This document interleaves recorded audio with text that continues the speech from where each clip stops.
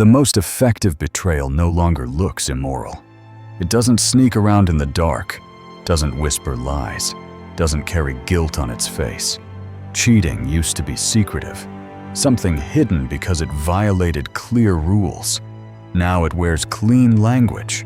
It speaks in values, growth, self-respect. Desire didn't disappear, it evolved. It learned how to survive in a world obsessed with morality by reframing itself as virtue. That's why the most dangerous form of cheating doesn't break rules. It rewrites them. It doesn't say, "I want someone else." It says, "I'm just being honest with myself." It doesn't say, "This is wrong." It says, "This is healthy." And by the time morality enters the conversation, desire has already moved. That's the part men miss. They're listening for confession while the narrative is being rebuilt in real time.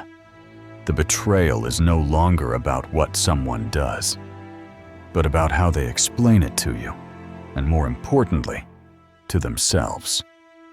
When someone starts emphasizing how ethical they are, how transparent they're being, how much they value boundaries and integrity, it's rarely about reassurance.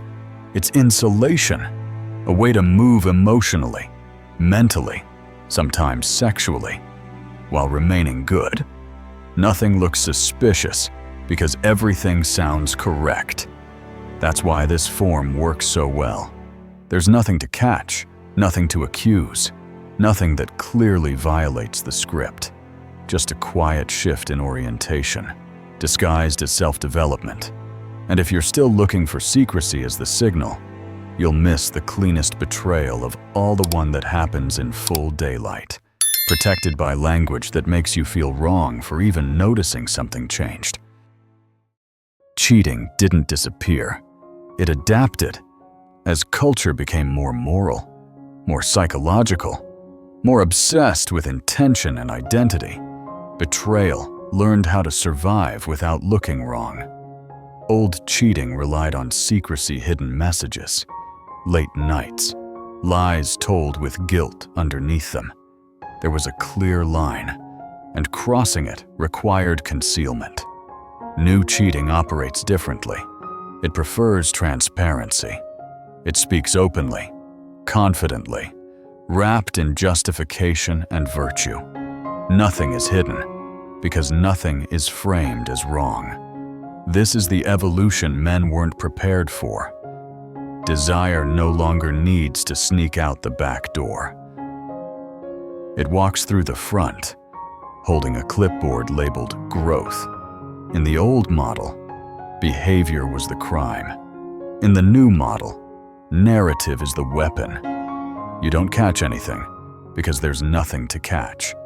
She tells you exactly what she's doing, but in a way that neutralizes suspicion.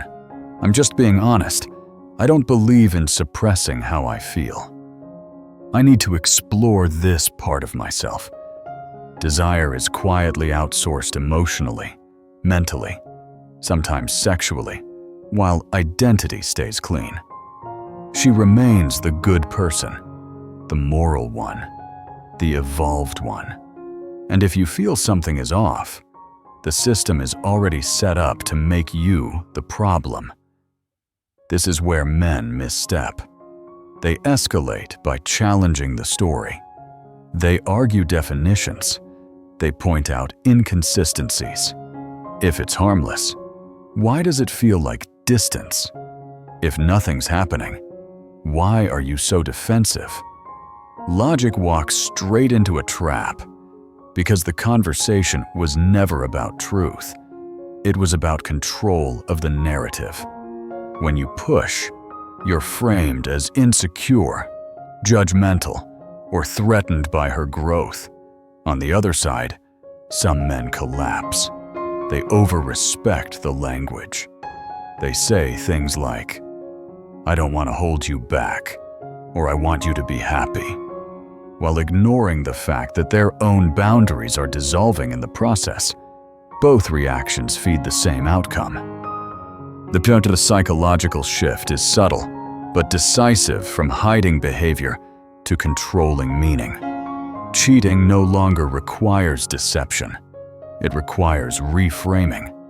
And the moment you understand that, you stop looking for lies and start watching direction. Where does her excitement go? Where does restraint disappear? Who gets the version of her that used to be yours? You don't escalate into moral debates, and you don't collapse into approval. You recognize that when betrayal evolves, awareness has to evolve with it. Otherwise, you'll keep losing arguments you were never meant to win, while the real decision has already been made somewhere else. Morality becomes a disguise when it's used not to guide behavior, but to neutralize suspicion. In this new dynamic, ethics don't function as boundaries. They function as insulation. The moment someone starts leading with how principled they are, how much they value honesty, growth, and integrity, what they're really doing is wrapping their desire in language that discourages scrutiny. Values become leverage. They're not there to be lived up to. They're there to end the conversation. I have strong boundaries. I would never cross a line. I'm very intentional about my actions. None of these statements tell you where someone is going. They tell you where they don't want you to look. And when good intentions replace accountability, behavior stops being measured by outcomes and starts being excused by mindset. This is why desire doesn't need permission. It needs cover. When someone says, "I'm just being honest about how I feel," or "I don't want to suppress parts of myself," they're not asking for approval. They're building a moral shield. The shift already happened internally. The language arrives afterward to protect it. Men hear these phrases and instinctively escalate. They challenge the logic. They ask, "If nothing's wrong, why does this feel wrong?" They point out contradictions, hoping truth will snap into place. That's a mistake. You can't out-logic a narrative designed to make logic feel immoral. The harder you push, the more you're framed as controlling, judgmental, or threatened by her values. Others collapse. They respect the language too much. They say things like, "I trust your intentions," or "I don't want to police how you feel," while ignoring the fact that their own boundaries are dissolving. This is moral self-censorship. You start editing your instincts to avoid looking insecure. And in doing so, you reward the very displacement you're trying to understand. Morality punishes reaction, not misalignment. It makes you feel wrong for noticing distance, even when distance is the only honest signal left. Here's the critical reframe when someone explains their purity. They're protecting a direction. You don't need to debate ethics or expose hypocrisy emotionally. That's escalation. You don't need to swallow discomfort and call it growth. That's collapse. You watch what morality is being used to justify. Where does excitement go that used to be reserved for you? Where does restraint quietly disappear? Who gets access to the version of her that feels energized, curious, alive? Desire always leaves fingerprints, just not where men are taught to look. And once you stop arguing with virtue and start tracking movement, the disguise loses its power without you ever raising your voice. What makes this form of cheating so effective is that it announces itself in language that sounds safe, mature, and morally correct. The first phrase is the moral high ground. "I would never do anything inappropriate. I have boundaries." Men hear this and relax, because boundaries sound like protection. But what's really happening is a quiet redefinition. Inappropriate no longer means anything that displaces the relationship. It means anything I personally still feel comfortable justifying. The line moves without being declared. If you escalate here questioning what those boundaries actually are, you're framed as suspicious. If you collapse and accept the statement at face value, you ignore the fact that boundaries without shared definitions are meaningless. The play is not to argue. It's to notice whether those boundaries actually restrict behavior or simply protect intention. Then comes the growth narrative I'm just exploring myself. That doesn't mean I'm doing anything wrong. Desire is no longer desire. It's personal development. Attraction becomes self-discovery. Distance becomes healing. This language is powerful because it turns any discomfort you feel into opposition to growth. Men respond by either pushing back, so my feelings don't matter, or by silencing themselves to appear evolved. Both are traps. You don't debate whether growth is valid. You observe whether exploration consistently leads away from you and towards someone or something else. The ethical defense sounds airtight. I value honesty too much to cheat. Honesty here isn't about alignment. It's about insulation. As long as nothing is hidden, nothing can be wrong. Emotional displacement is excused because it's transparent.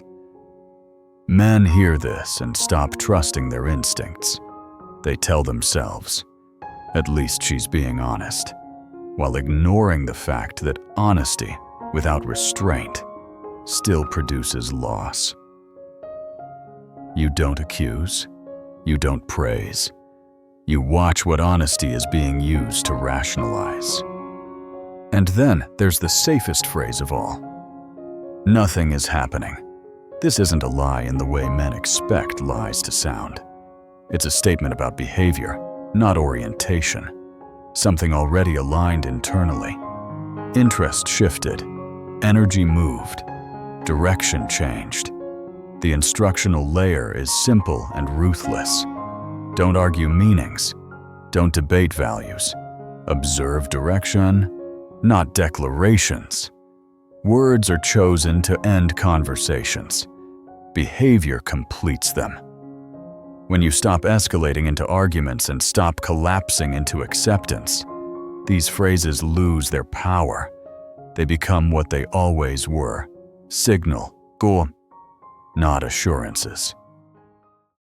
Men lose the argument every time because they're fighting on the wrong terrain.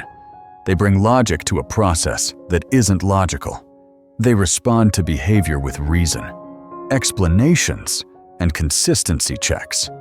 While desire has already moved emotionally, desire doesn't submit to arguments. It doesn't pause because something doesn't make sense. By the time you're asking questions, the shift already happened somewhere deeper than language.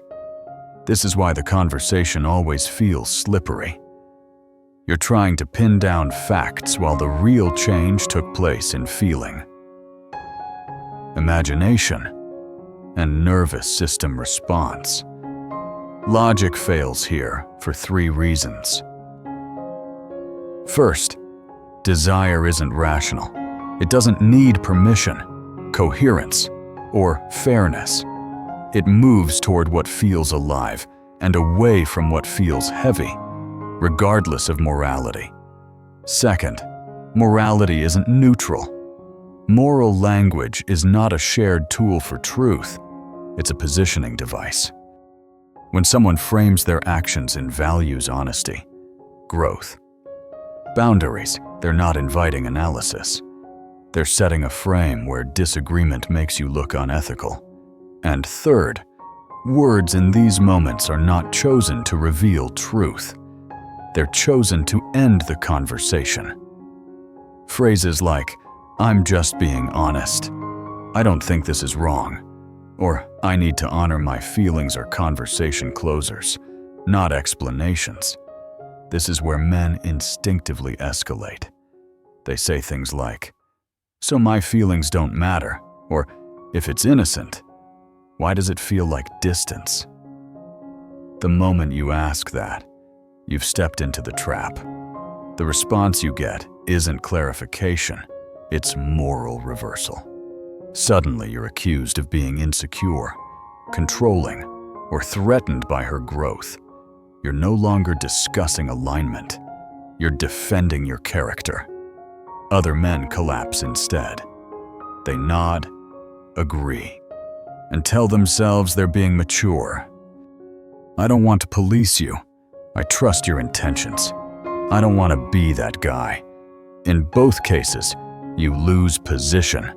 Escalation makes you the villain. Collapse erases your boundaries. Here's the anchor truth you need to internalize. You can't win an argument that was designed to make you feel immoral for noticing. The moment the conversation becomes about ethics instead of direction, you're already off course. The correct move is not to out-argue or out-virtue anyone. It's to stop playing the game entirely. You don't debate meanings. You don't seek verbal closure. You watch what happens next. Where does excitement go after the talk? Does closeness return? Or does distance quietly expand? Logic wants answers. Awareness wants patterns. When you stop escalating into arguments and stop collapsing into acceptance, reality finishes the sentence for you without you having to say another word. This is the trap that finishes the job once morality enters the room. When something feels off but nothing looks wrong, men instinctively move in one of two directions: escalation or collapse. Escalation feels strong at first. You challenge the ethics. You call out hypocrisy. You demand consistency. You say things like, "If you value honesty, why does this feel secretive?" Or, "If nothing's wrong, why are your boundaries only changing now?" It sounds reasonable, even justified. But the moment you do this, the frame flips. You're no longer discussing alignment, you're attacking character. And once morality is the currency, the person who reacts becomes the villain. Your concern is reframed as control. Your questions become insecurity. Your instincts are dismissed as fear. Escalation doesn't expose truth here. It hands the narrative away. When escalation backfires, many men swing to the opposite extreme and collapse. They start respecting boundaries that quietly erase their own. They over-understand. They censor themselves to avoid appearing judgmental or threatened. They say things like, "I don't want to limit you," or "I trust your intentions," while feeling themselves disappear in the background. This is moral self-censorship. You begin editing your reactions, telling yourself that discomfort equals immaturity. And in doing so, you reward displacement. Distance is met with patience. Emotional reallocation is met with silence. The relationship doesn't stabilize. It drifts further because there's no cost to misalignment. Both reactions are trained. Escalation is punished socially. Collapse is praised as secure and evolved, but neither preserves power. Moral language punishes reaction, not misalignment. It creates a system where noticing costs you more than drifting does. That's why this form of cheating is so effective. It doesn't require lying. It requires you to participate in your own erasure, either by arguing yourself into villainhood or understanding yourself into irrelevance. The correct posture is neither confrontation nor compliance. You don't challenge ethics, and you don't submit to them. You don't demand consistency, and you don't pretend inconsistency is growth. When someone says, "I need space to explore," You don't respond with a lecture or a blessing. You register direction. You watch what happens next. Does closeness return, or does restraint quietly vanish? Does alignment reappear, or does distance normalize? You don't escalate to force answers, and you don't collapse to keep peace. You let behavior finish the sentence, morality started. Because the moment you stop reacting emotionally, no accusations, no self-censorship, the trap loses its leverage. And what remains is the only thing that matters where this is actually going. This is not advice. Advice invites negotiation. This is posture, the way an aware man holds himself when morality is used as camouflage. The first move is restraint. Do not argue morality. You don't correct ethics. You don't debate definitions. You don't expose hypocrisy emotionally. The moment you say, "That doesn't sound right," you've already stepped into her frame. Moral language isn't there to be examined. It's there to end discussion. So, you let it pass without endorsement or resistance. When she says, "I'm just being true to myself," you don't counter with principles. You register direction. Silence here isn't weakness. It's precision. The second move is tracking energy, not language. Words are curated. Energy leaks. You watch where excitement goes when no one is asking questions, where curiosity flows without effort, where restraint disappears quietly. Does she light up around certain conversations that don't include you? Does her attention linger elsewhere after talks about growth? You don't confront. You don't comment. You collect data. This is where most men fail because they react too early. Reaction contaminates observation. An aware man lets patterns finish forming. The third move is reducing emotional availability without dramatics. Less explaining, less reassurance, more grounded presence. You don't disappear. You don't punish. You normalize gravity. When she says, "You seem distant," you don't rush to reassure or confess anxiety. You answer briefly, calmly, without urgency.